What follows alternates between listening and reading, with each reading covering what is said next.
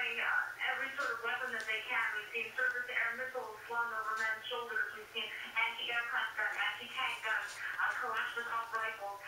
They're trying to get as much ammunition as they can. They are digging in for the fight. NPR's Lourdes Castillo-Navarro reporting from Barcelona. Greek authorities say they're investigating the deaths of at least 3 evacuees from Libya. They were among a group of people found on the southern island of Crete on a beach near where 2 ships recently arrived. A number of others have been hospitalized and another 16 are missing. Many in the group are believed to be migrant workers from Bangladesh. Authorities say they may have jumped overboard to avoid being sent back home.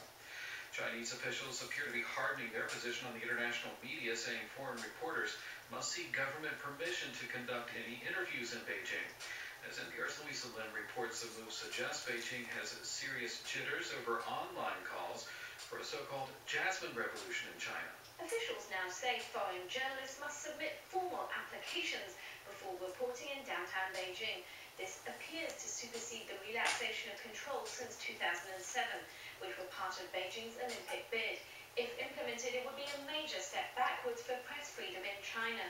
This came as more than a dozen foreign journalists were detained today in Shanghai for showing up at the place designated a protest site in online calls for Chinese Jasmine revolution.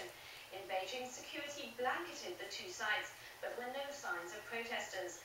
More than 700,000 police and security officers have been deployed in the city.